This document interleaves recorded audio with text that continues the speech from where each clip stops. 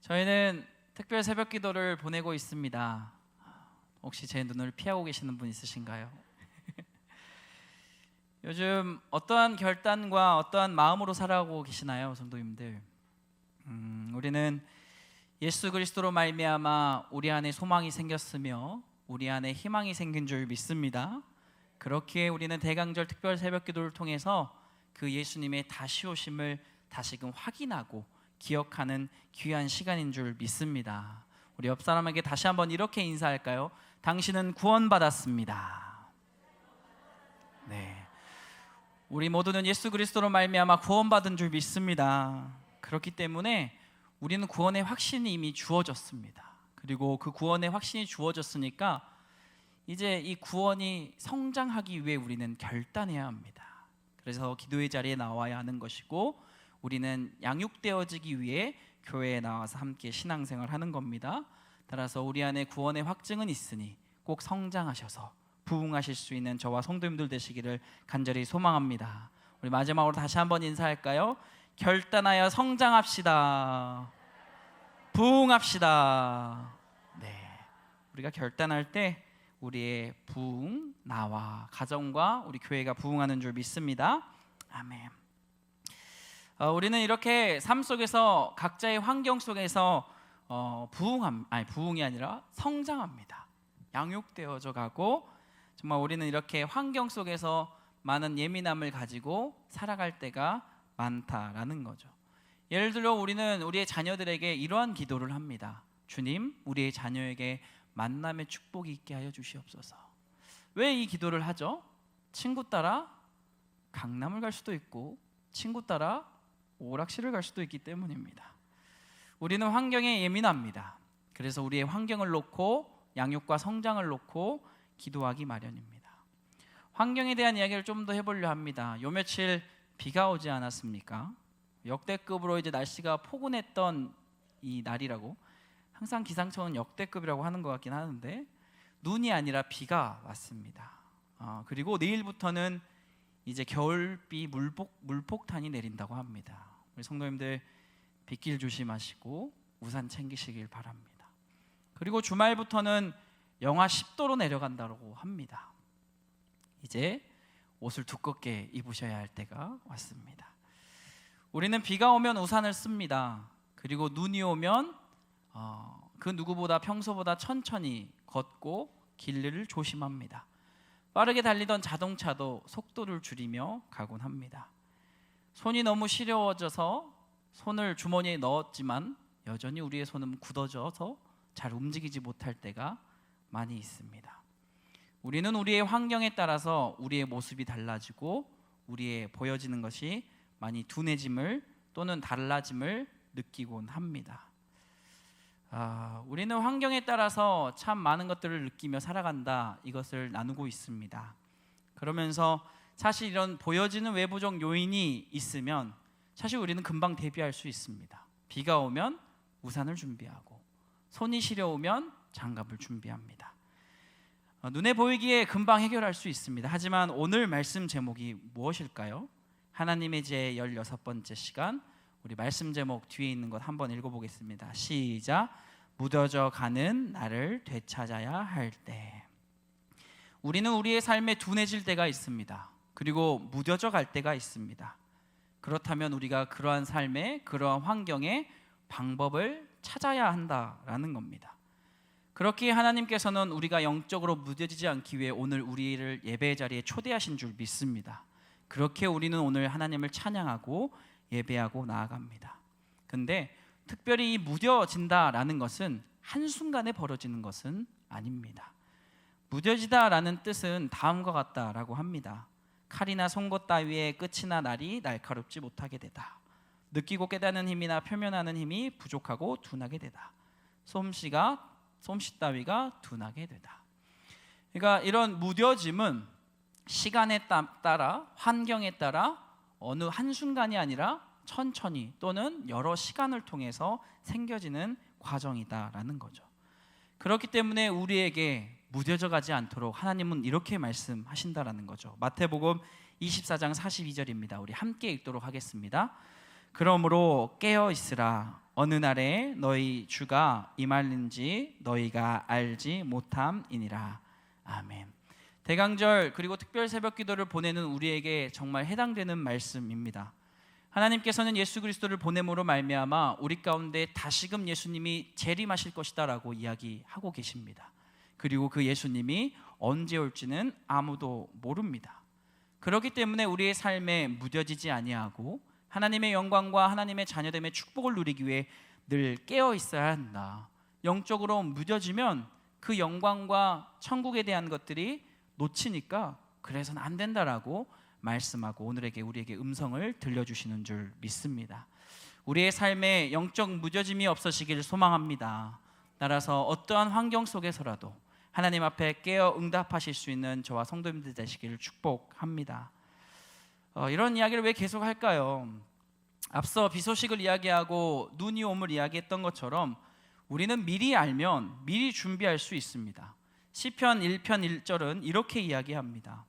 복 있는 사람은 악인들의 꾀를 따르지 아니하며 죄인들의 길에 서지 아니하며 오만한 자들의 자리에 앉지 아니하고. 우리는 누가 봐도 죄이고 죄악의 자리며 악인들이라 표현하면 거기에 얼씬조차 하지 않습니다. 나쁜 행동이라 규정되어 있는 것은 미리 준비하고 복 있는 사람의 축복을 누리려 합니다. 하지만 사실 사탄과 마귀는 그렇게 대놓고 우리를 속이고 있지 않습니다. 우리를 교묘하게 우리가 점점 잠식되어 우리가 죄 짓는지 모르게 우리에게 전략적으로 다가오고 우리를 그렇게 무뎌지게 한다라는 겁니다. 우리를 무뎌지게 하는 행동과 그런 죄악되는 것들이 그럼 무엇이 있을까 우리는 생각을 해봐야 된다라는 거죠. 그것이 성경에서는 이제 7대 죄악이다 이야기를 하고 있습니다. 우리 마가복음 7장 21절과 23절입니다. 우리 함께 읽어보도록 하겠습니다. 마가복음 7장 21절에서 23절 함께 읽습니다. 시작. 속에서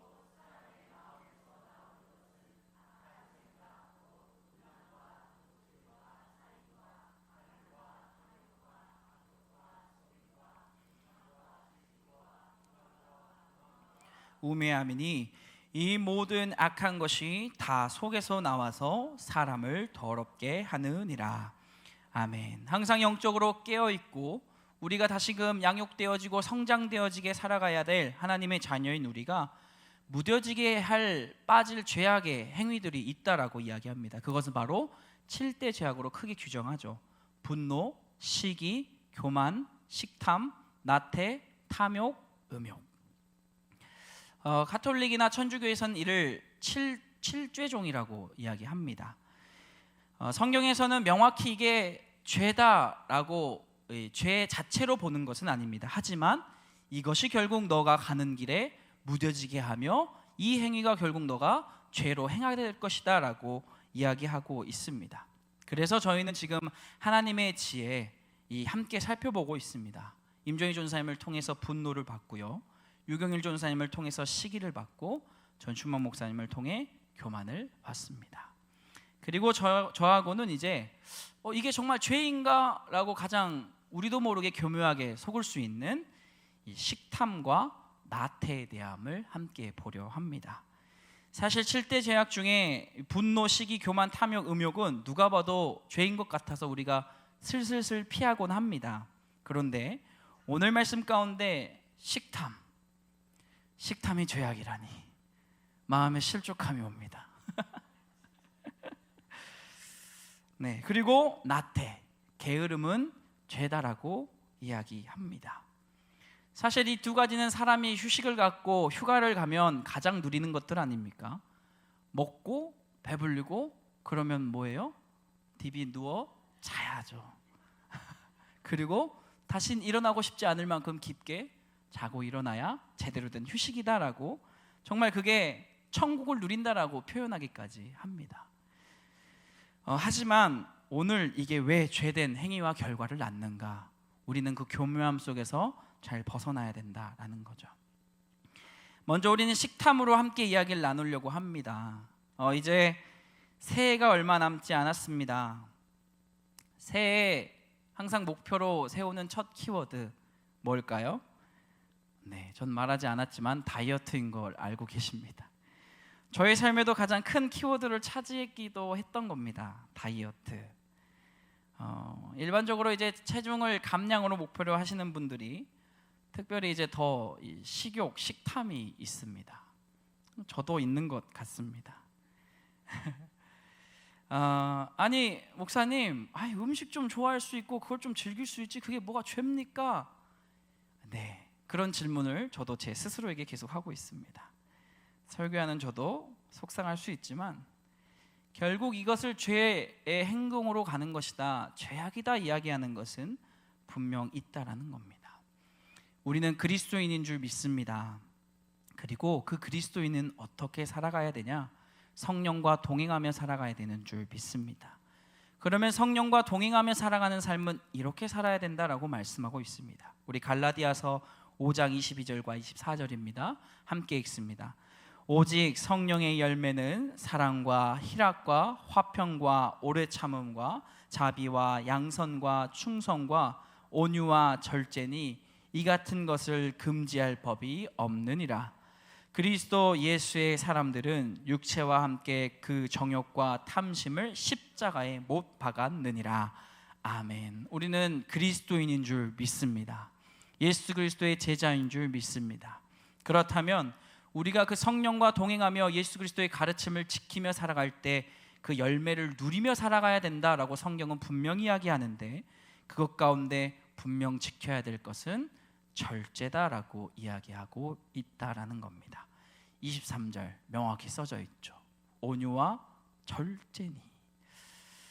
우리는 성령의 운행하심과 성령의 이끌림에 따라 살아가는 존재들입니다. 그렇다면 우리가 그 절제를 통해서 살지 못하게 하는 그것은 죄이다라고 규정할 수 있다라는 겁니다. 근데 우리는 이 죄를 이야기하면서 우리의 죄에 대한 정의를 잘 구분할 필요는 있습니다. 사실 많이들 죄인이다 이런 걸 들으면 많이들 거부감을 느끼십니다. 왜죠? 내가 뭐 살인을 했어? 내가 뭐 죽을 죄를 졌어? 내가 뭘 했어? 날 왜 자꾸 죄인이라 이야기해? 이렇게 많이들 표현합니다. 세상 사람들과 교회를 어설피 다닌 사람들은 이 단어 때문에 교회를 많이 떠나곤 합니다. 그런데 우리는 가끔 이 죄에 대한 생각을 다시금 할 필요가 있습니다. 무엇이냐? 우리가 세상적 기준으로 죄인을 생각하진 않았는가? 무슨 말이냐? 이 법리적인 용어로 죄인을 규정하니까 자꾸 큰 죄와 죽을 죄와 어떤 그런 죄인이 나야 이렇게 규정하니까 내 마음에 시험이 들고 어려움이 온다라는 거죠. 근데 하나님은 죄인이라는 우리에게 정죄함을 주시는 것이 아니라 죄인이라는 내가 너를 결코 놓치지 아니할 것이다라는 사랑의 표현인 줄 믿습니다. 이것은 무엇을 뜻하냐? 어떤 내가 죄를 지었다, 내가 심판받아야 할 대상이다의 어떤 결과를 하나님은 늘 이야기하시는 게 아니라 우리의 삶 가운데 너가 지금 죄에 있는 상태야. 즉 뭐냐? 하나님과 멀리 떨어져 있는 상태야. 너가 그런 상태를 계속 가지고 있어서는 안 돼라고 우리에게 회복과 사랑의 언어로 죄인이다 규정하고 계시는 줄 믿습니다. 물론 우리는 죄의 결과와 심판의 결과를 생각해야 되는 줄은 압니다. 하지만 하나님은 결과를 보고 우리를 사랑하시는 게 아니라 매 순간 돌아올 그 과정을 보고 사랑하시는 분인 줄 믿습니다. 그렇다면 죄인이 하나님과 멀어져가는 관계를 표현하는 거다라고 하면 우리 식탐에 대해서 다시금 생각해 볼 수 있다라는 거죠. 우리 잠언 21장 17절 말씀입니다. 우리 함께 읽겠습니다. 술과 기름을 좋아하는 자는 부하게 되지 못하. 이어서 20절도 함께 읽습니다. 시작. 지혜 있는 자의 집에는 귀한 보배와 기름이 있으나 이것을 다 삼켜 버리느니라. 아멘. 식탐은 결국 우리에게 절제를 놓치게 합니다. 결국 우리가 가진 것들을 다 삼켜버리게 하며 하나님과 멀어지게 하게 하는 결과를 낳기에 죄다라고 결국은 이야기할 수 있다라는 겁니다.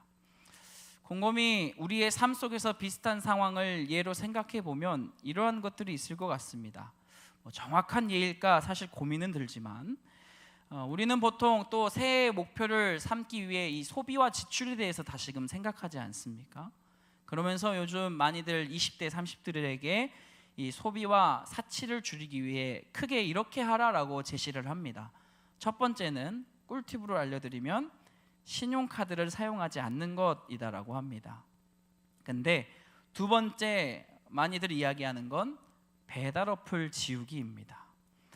우리의 삶 속에 이 먹는 것으로 쓰는 비용을 계산할 때가 많습니다. 우리의 소비와 지출을.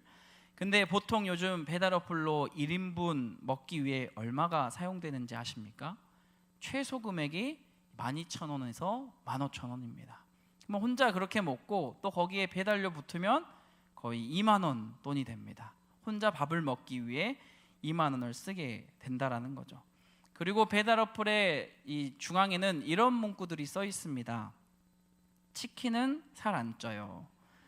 그리고 맛있게 먹으면 0칼로리라고 이야기합니다. 우리의 자제력과 절제를 망각하게 한다라는 겁니다. 결국 어쩌면 이 말들이 우리에게 가볍게 이 일에 대해서 생각하고 넘어지게 할 수 있지만 결국 우리의 통장은 비어져 가고 우리의 삶은 어쩌면 사단의 마귀의 그런 게임에 빠져 사용되어 있을 줄 모릅니다. 또한 뻔한 얘기와 뻔한 이야기일 수 있지만 이 식탐을 계속 갖고 살아갈 경우에 우리는 결국 건강을 잃게 됩니다. 건강을 잃게 되면 어떻게 됩니까? 주의 일을 하는데 많은 어려움이 따르게 됩니다. 내가 전도를 가고 싶어도 가지 못하게 하고 예배의 현장에 오고 싶어도 결국 예배의 현장에 오지 못하게 하는 안타까운 상황들이 생길 수 있다라는 거죠. 뉴스를 봤습니다. 요즘 20대들에게 가장 많이 생기는 질병 중에 하나가 대장암이라고 합니다. 왜일까요? 서구화된 식단과 육류를 좋아하고 또 가공육을 좋아하는 저에게 하는 말인 것 같습니다. 오늘 말씀은 참 저에게 많이 와닿습니다. 저에게 어떤 많은 부분이 해당되기 때문입니다. 그러면서 우리에게 말씀으로 명확하게 이야기하신 것, 하나님은 우리에게 절제하기를 원하시는 줄 믿습니다. 그리하여 사실 일상생활 가운데 늘 하나님을 생각하고 하나님과 가까워지기 위해 절제하길 원하신다라는 거죠. 절제, 우리의 삶 가운데, 우리의 신앙 가운데 또 많이 차지하고 있습니다. 우리가 간절히 기도할 때 무슨 기도를 합니까? 금식 기도를 합니다. 우리는 금식은 왜 합니까? 그냥 한 끼 굶으면서 기도하려고요? 아닙니다. 먹는 것은 생명과 연결되어 있습니다. 그리고 먹지 않는다는 것은 나의 생명을 포기한다는 것과 연결되어 있습니다. 그럼 금식 기도를 하며 나아간다는 것은 나의 생명을 내려놓고 주님 앞에 나아가며 간절히 기도합니다라는 것을 생각합니다. 지금의 봉헌물은 헌금입니다. 하지만 과거 최근까지도 오랜 기간 동안 하나님 앞에 제사하고 예배드릴 때 봉헌물로 드렸던 것은 무엇이었습니까? 음식이었습니다.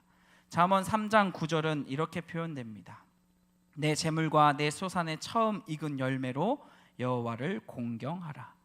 가장 좋은 것을 예배 때 드리고 나의 첫 것을 주님께 드렸다라는 겁니다. 음식을 절제하고 소중한 것을 절제할 때 하나님을 공경하는 것이었고 그것이 예배였다라는 겁니다. 따라서 우리의 삶은 육적으로나 영적으로나 절제되어 무너지지 않는 삶을 살아가야 되는 줄 믿습니다. 생명을 내어드리는 삶 속에 하나님은 우리의 삶을 귀히 여기시고 온전히 함께 하시는 줄 믿습니다. 특별히 식탐에 있어서 사실 성도님들이 넘어지실 수도 있고 또 더 생각해야 될 부분이 한 가지 있습니다. 무엇일까요? 우리 방금 읽은 잠언 3장 그 다음 10절에는 이런 말씀이 있습니다. 이는 함께 읽도록 하겠습니다. 시작. 그리하면 내 창고가 가득히 차고 내 포도즙 틀에 새 포도즙이 넘치리라. 아멘. 안 달았으면 했겠지만 포도즙, 즉 포도주, 즉 식탕의 일부 중에 우리가 생각해야 될 것, 음주는 빠지지 않습니다. 성경에서는 포도주, 이 음주에 대한 것을 명확히 금하고 있지는 않습니다. 하지만 오히려 예수님은 성만찬 때 포도주를 드시고 있습니다. 그런데 우리가 그 부분만 바라보고 있다면 나를 위안 삼는 건 아닐까 생각을 해봐야 된다라는 거죠. 왜냐? 분명 술에 대한 부분의 절제를 엄하게 다루고 계시기 때문입니다. 잠언 20장 1절은 이렇게 표현합니다. 포도주는 거만하게 하는 것이요 독주는 떠들게 하는 것이라 이에 미혹되는 자마다 지혜가 없느니라. 우리 이어서 함께 교독하며 살펴보겠습니다. 잠언 23장 30절에서 35절 교독하겠습니다. 제가 먼저 있습니다. 술에 잠긴 자에게 있고 혼합한 술을 구하러 다니는 자에게 있느니라.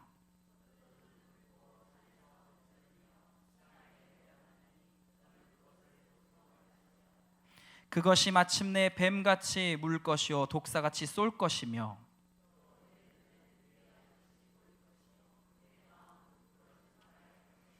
너는 바다 가운데에 누운 자 같을 것이요 돛대 위에 누운 자 같을 것이며 내가 스스로 말하기를 사람이 나를 때려도 나는 아프지 아니하고 나를 상하게 하여도 내가 감각이 없도다. 내가 언제나 깰까 다시 출을 하리라. 아멘. 많이 보던 모습 아닙니까? 정확히 술을 과음을 해서 절제력을 잃은 모습이 이렇게 될 것이다를 성경에선 경고하고 있습니다. 그러면서 우리에게 명확하게 이렇게 이야기합니다. 우리 에베소서 5장 18절 말씀 함께 읽습니다. 술 취하지 말라 이는 방탕한 것이니 오직 성령으로 충만함을 받으라. 아멘. 사랑하는 성도님들, 성령 충만하시기를 축복합니다. 성령 충만할 때 절제하기를 말하고 계시며 그 절제 속에 식탐과 술 취함은 다 포함되어 있다라는 겁니다. 우리의 삶 속에 욕망과 욕심으로 인하여 이건 괜찮겠지라는 타협의 길이 아니라 온전히 예수로 향하는 길 가운데 승리의 깃발을 드시기를 간절히 축복합니다. 아멘. 그리고 우리가 두 번째로 먹고 마시며 이제 무엇을 즐겨야 됩니까? 우리 잠언 24장 33절입니다. 함께 읽습니다. 내가 좀 더 자자 좀 더 졸자 손을 모으고 좀 더 누워 있자 하니. 아멘. 이제 배가 부르고 좀 알딸딸해지면 잠을 자고 싶어 합니다. 나태함을 이야기하려 합니다. 물론 쉼을 잘 취하는 것과 나태하는 것을 구분하며 우리는 성경 말씀을 봐야 합니다. 하나님은 나에게 와서 쉬라 이야기하시는 줄 믿습니다. 하지만 그것을 뛰어넘어 나태함으로 나아가는 것은 또한 경고하고 있다라는 거죠. 쉼을 넘어서 나태함으로 가는 자에게 어떻게 이야기하고 계시냐? 우리 방금 읽은 말씀 24장의 30절 말씀입니다. 우리 한번 다시 읽겠습니다. 시작. 내가 게으른 자의 밭과 지혜 없는 자의 포도원을 지나며 본즉. 이러한 자에게 게으른 자다라고 분명하게 이야기하고 있다라는 겁니다. 절제함이 없어 식탐을 쫓는 자에게 이렇게 살 것이다 하는데 나태하며 살아가는 자에게 동일하게 이렇게 이야기한다라는 거죠. 34절 함께 읽도록 하겠습니다. 시작. 내 빈궁이 강도같이 오며 내 곰핍이 군사같이 이르리라. 아멘. 한국 사회에서는 이 집에서 자녀가 이제 성인이 되고 나서 좀 이렇게 놀고 이렇게 하는 것을 다소 너그럽게 보는 편이다라고 합니다. 근데 이 서구 문화, 특별히 기독교 세계관으로 자리 잡았던 이 서구 문화 나라들 가운데서는 이 성인이 되었는데 집에서 여전히 놀고 게으르게 있으면 정말 큰 잘못이다라고 여기고 합니다. 그래서 이 어쩔 수 없이 있는 것과 좀 더 이 게으르게 있는 것을 다르다라는 것을 명확하게 구분하고 있다라는 겁니다. 게으른 자로 크게 인용되는 성경 말씀 중에 인물이 누가 있을까요? 비유 가운데 달란트 비유에 나오는 인물이 있습니다. 5달란트와 2달란트와 1달란트를 이야기할 때 이 아무런 행동을 하지 않았던 사람이 누구죠? 1달란트를 가진 자였습니다. 그리고 이 1달란트를 가진 자에게 주인은 돌아와 이렇게 이야기하는 거죠. 마태복음 25장 26절입니다. 우리 함께 읽습니다. 그 주인이 대답하여 이르되 악하고 게으른 종아 나는 심지 않는 데서 거두고 해치지 않는 데서 모으는 줄로 내가 알았느냐. 아멘. 하나님께서는 우리 각자에게 달란트를 주시는 줄 믿습니다. 무슨 말입니까? 우리가 능히 행할 수 있는 재능과 힘을 허락하신 분이다라는 거죠. 그래서 우리의 삶 가운데 비전을 허락하시고 꿈을 허락하시고 하루하루 하나님을 가진 기쁨으로 살아가게 하시는 분이다라는 거죠. 그래서 우리는 하루하루를 신뢰하며 이 길이 내가 가는 길이 맞지요? 라고 기도하며 고백하며 살아갑니다. 그래서 누군가는 회사에 다니고 그곳 가운데 복음을 전하기도 하고, 또 누군가는 자신의 가게나 학원이나 또는 만나는 고객들에게 선한 영향력을 끼치곤 합니다. 그리고 누군가는 가정에서 자신의 가정을 돌보며 그 가정이 선한 길로 가도록 이끌어 갑니다. 저 역시 하나님께서 주신 길과 비전과 소명이라 생각하여 목회자 일을 가며 이 자리에 서서 말씀을 전하고 있습니다. 하나님은 우리를 선하게 창조하신 줄 믿습니다. 그리고 그 선하심 속에 꿈과 비전을 발견케 하시고 인도하시는 분이다라는 거죠. 그리고 그러한 자들에게 늘 사랑한다 이야기하시는 겁니다. 근데 그렇게 살지 아니하고 비전과 꿈을 쫓지 아니하고 분별력을 잃어버린 자들에게 이렇게 이야기하십니다. 우리 이어 25장 30절 말씀입니다. 함께 읽습니다. 이 무익한 종을 바깥 어두운 데로 내쫓으라. 거기서 슬피 울며 이를 갈리라 하니라. 아멘. 너무 야속하게 들릴 수 있지만 하나님께서는 그 모습을 무익한 종이다라고 표현하고 계십니다. 하나님은 결국 하나님의 길과 멀어지는 자에게 그 길을 돌이키라 말씀하고 계신다라는 거죠. 특별히 우리는 우리의 나태함을 다시금 생각해 봐야 됩니다. 이 달란트 비유는 사실 천국에 관한 설명을 하고 있는 겁니다. 어떠한 자가 천국에 들어갈 수 있는가에 대한 그 소유한 자를 설명하는 거죠. 근데 그 천국의 주인이 너가 게으른 자로 간다면 그 길 가운데 갈 수 없다라고 명확하게 얘기한다라는 거죠. 천국은 어떤 자들이 갈 수 있느냐? 마태복음 11장 12절은 이렇게 이야기합니다. 천국은 침노를 당하나니 침노하는 자는 빼앗느니라. 이게 무슨 말입니까? 천국은 사모하는 자가 가는 거야. 게으른 자가 아니라 갈망하는 자가 가는 거야. 천국은 그것을 원하는 자가 가는 거다라고 분명하게 말씀하고 계시는 줄 믿습니다. 우리의 삶은 게으르게 살지 않아야 함을 명확하게 이야기하시는 줄 믿습니다. 게으르게 사는 자에게 마지막으로 하나님이 어떻게 이야기하시냐? 잠언 18장 9절입니다. 우리 함께 읽습니다. 자기의 일을 게을리 하는 자는 패가하는 자의 형제니라. 아멘. 그리스도의 자녀 되신 성도님들 깨어나시길 소망합니다. 그리고 자리에서 일어나시기를 소망합니다. 깨어 주님 앞에 나아가는 것이 바로 우리가 주님 앞에 나아가야 할 본분이다. 좀 더 이 정도면 됐지 라는 타협의 늪에서 우리는 벗어나야 될 줄 믿습니다. 말씀을 마무리하겠습니다. 사실 제가 앞서 계속 말했지만 오늘 말씀은 정말 그 누구보다 저에게 너무나도 하나님께서 하시는 말씀인 것 같습니다. 물론 저는 반월중앙교회를 오며 정말 열심히 살아가고 있습니다. 그리고 결혼 준비를 하며 식탐도 많이 절제했기 때문에 살이 빠졌다는 소리도 들었습니다. 하지만 언제 넘어질지 모르는 내 안에 연약함이 있습니다. 여전히 무너질 수 있고 여전히 저는 타협할 수 있는 그런 연약한 존재다라는 거죠.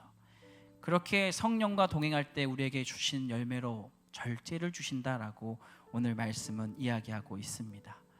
사랑하는 성도님들, 절제의 열매를 취하시기를 소망합니다. 그럴 때 가장 교묘하고도 가장 우리를 속이는 이 식탐과 나태, 이것에서 우리는 늘 싸워 이겨야 될 줄 믿습니다. 성도님들의 삶 가운데 얼마나 침노하며 살아가십니까? 천국을 위하여 예수님께서 예비하신 그 길을 위하여 얼마나 결단하시고 얼마나 함께 걸어가고 계십니까? 우리 마지막으로 오늘 본문 말씀을 다시 한번 읽어보도록 하겠습니다. 우리 6절부터 11절 말씀 저와 교독하도록 하겠습니다. 게으른 자여 개미에게 가서 그가 하는 것을 보고 지혜를 얻으라.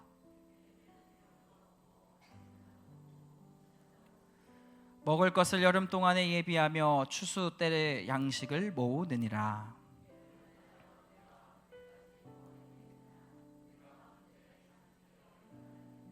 좀 더 자자, 좀 더 졸자, 손을 모으고 좀 더 누워 있자 하면 내 빈궁이 강도같이 오며 내 곰핍이 군사같이 이르리라. 아멘. 어쩌면 오늘의 말씀은 우리가 쉽게 여기는 말씀의 일부일 수도 있고 별로 중요하지 않게 생각할 수 있는 말씀이 되어버릴 수도 있습니다. 하지만 오늘의 말씀은 분명 그 교묘함 속에 우리가 정확히 분별해야 되는 말씀인 줄 믿습니다. 방금 본문 말씀을 읽으면 사실 그 개미와 배짱이가 생각나지 않습니까? 아마 이솝은 성경을 베껴서 쓰지 않았나라는 생각을 해보게 되었습니다. 본문 말씀은 우리에게 양식이 얼마나 중요한 생명이 됨을 설명하고 있고요. 또한 우리의 나태함의 결과가 어떠함을 가져오는지에 대해서도 이야기하고 있습니다. 요즘 세상은 개미와 배짱이를 이야기할 때 요즘은 배짱이들이 더 잘 먹고 잘 산다고 이야기도 합니다. 왜냐하면 연예인들 중에 가장 돈을 많이 버는 게 가수들이기 때문입니다. 배짱이의 삶이 좋다라고 이야기할 수 있습니다. 하지만 그 성공한 배짱이는 잘 생각해 보시면 그 삶에 절제와 열심이 포함되어 있다라는 것을 우리는 놓쳐선 안 됩니다. 하나님은 우리에게 비전과 소명을 주신 줄 믿습니다. 그리고 그 안에 절제된 삶을 통하여 하나님께서 준비하신 선물과 하나님께서 준비하신 예비된 길을 걷기를 원하시는 줄 믿습니다. 따라서 어떠한 욕망으로 보이는 쉬운 길을 택하시는 것이 아니라 하나님께서 걷고자 하게 하시는 그 길, 비전의 소명의 사람이 되시기를 다시 한번 축복합니다. 이건 죄가 아니야 라는 말로 넘기시는 것이 아니라 이건 죄가 될 수 있어 라는 나를 다시금 돌아보는 소리로 하루하루 무뎌져 가는 것이 아니라 무너져 가는 것이 아니라 온전히 하나님 앞에 깨어 있어 예수 안에 자유함으로 승리하시기를 축복합니다. 아멘. 기도하겠습니다.